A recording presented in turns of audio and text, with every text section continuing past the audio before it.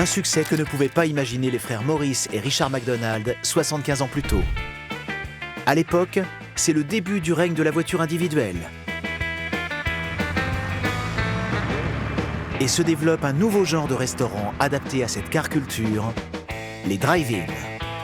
Les deux frères ouvrent le premier drive-in à San Bernardino, dans la banlieue de Los Angeles. Leur restaurant a du succès, mais 8 ans plus tard, ils décident de le transformer et de se lancer dans un nouveau concept qui va révolutionner la restauration. La grande invention des frères McDonald, c'est la standardisation. Ils ont inventé une méthode vraiment ingénieuse pour préparer la nourriture, un peu comme dans une usine, un peu comme Henry Ford l'avait fait pour construire ses voitures. Les frères McDonald sont les chefs d'orchestre de cette cuisine-usine. Comme le raconte le film Le Fondateur sur l'histoire de McDonald's. La rapidité, c'est comme ça que ça marche. La toute première étape chez McDonald's pour les hamburgers, c'est le grill, piloté par deux cuistots dont la seule tâche est de cuire ces beaux steaks de bœuf à la perfection. Voilà, un bon hamburger tout chaud du grill au client en 30 secondes. Les frères McDonald ont réussi à industrialiser le processus de préparation culinaire. Le premier principe, c'est de réduire le temps d'attente. Un client ne doit jamais attendre plus de 3 minutes. Une commande doit être préparée en moins de 30 secondes.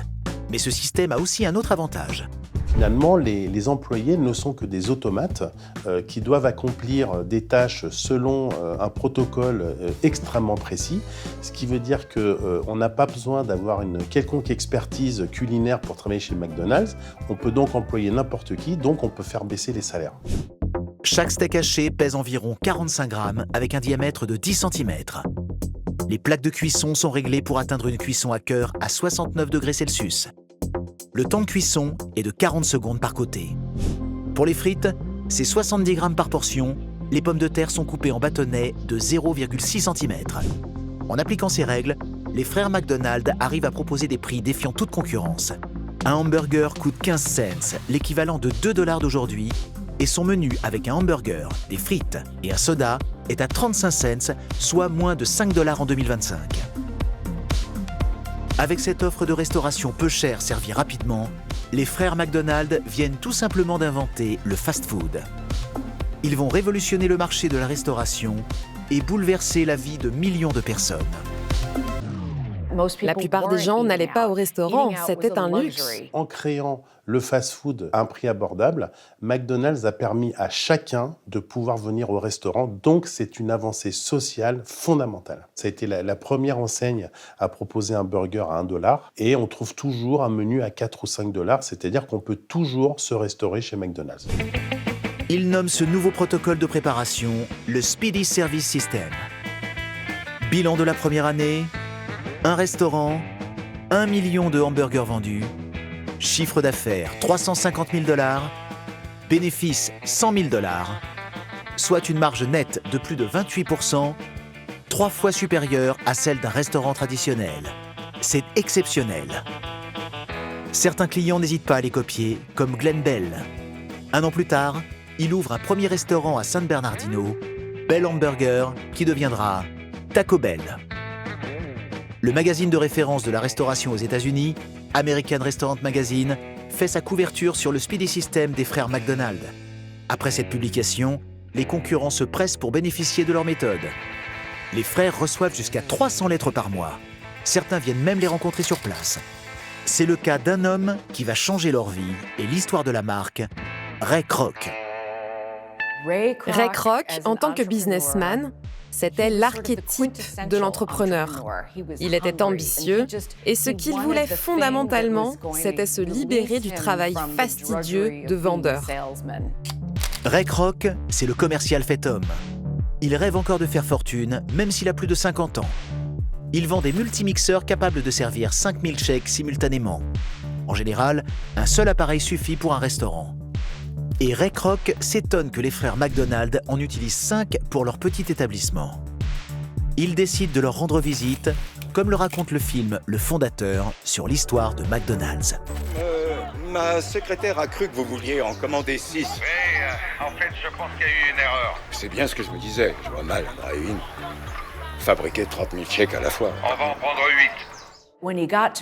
Quand il est arrivé chez McDonald's, c'était comme s'il voyait la terre promise. Il voyait tous ses clients heureux qui prenaient des milkshakes et des hamburgers dans le petit stand qu'ils avaient monté. Pour lui, leur efficacité, la façon dont toute la préparation était organisée de bout en bout, c'était du jamais vu. Ray trouvait ça absolument génial. Ray Kroc connaît bien l'univers de la restauration et les États-Unis qu'il sillonne pour son travail.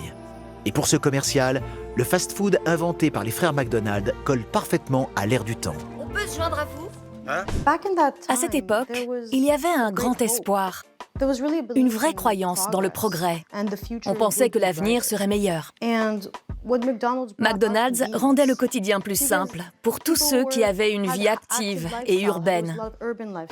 L'enseigne a proposé une nouvelle manière de manger qui collait parfaitement au mode de vie. Et ça, pour une marque, c'est essentiel. McDonald's, c'est vraiment une marque qui vend du bonheur, qui vend une vision positive de la vie, qui correspond bien à l'état d'esprit de l'époque. Ray Kroc est convaincu que ce genre de restaurant peut faire un carton partout dans le pays. Et il a une idée pour convaincre les frères McDonald. Lui confier le développement de la marque. Franchisé. Pardon? Franchisé. Ça se franchise, un truc pareil. Une idée aussi bonne, faut la délocaliser, faut qu'il y ait des McDonald's partout. L'avantage de la franchise, c'est que vous allez vous appuyer sur des franchisés en leur concédant l'exploitation de la marque. Les franchisés doivent respecter un certain nombre de conditions, notamment sur le design des magasins, les menus, les ingrédients, etc. Et ils vont reverser une partie de leur chiffre d'affaires sous forme de royalties. C'est un modèle qui est très intéressant parce que ça permet une expansion très très rapide à moindre frais. Les frères McDonald vendent aux franchisés leur système de préparation hyper optimisé contre un pourcentage de leur chiffre d'affaires. Mais le franchisé doit aussi respecter à la lettre toute une série de contraintes, suivre les règles d'hygiène, le packaging, le menu, les prix, mais aussi l'architecture du restaurant qu'ils ont imaginé avec l'architecte Stanley Meston. Chaque établissement doit être flanqué de 2 arches paraboliques jaunes de 25 pieds de hauteur, soit plus de 7 mètres. Les murs avant et latéraux sont de grandes baies vitrées inclinées permettant aux clients de voir à l'intérieur du restaurant. Si les travaux, l'équipement sont à la charge du franchisé, il n'a aucun choix dans l'aménagement du restaurant. On ne laisse aucune marge de manœuvre aux franchisés. Ça permet de déployer la marque avec des identifiants qui soient immédiatement reconnaissables à tous les coins du pays. Ray Kroc décide de prendre le développement de la chaîne en main et ouvre son restaurant modèle à Day Plain chez lui, dans la banlieue de Chicago. Les franchises se vendent bien, mais ça ne va pas être aussi simple que prévu. Il faut être capable de contrôler la qualité de chacun des points de vente. Mais certains vont s'écarter du plan. Ils ajoutent de nouveaux éléments au menu. Ils servaient des burgers, de la bière ou des oignons frits. Et bien sûr, il était difficile de contrôler à distance la propreté et les normes sur lesquelles les frères McDonald avaient bâti leur modèle. Ça, c'était un énorme défi pour Ray, d'autant plus qu'il était complètement maniaque. Ray Kroc, avec son directeur financier Harry Sonborn, vont avoir une idée de génie qui va tout changer. Acheter les terrains sur lesquels les franchisés vont construire leur restaurant.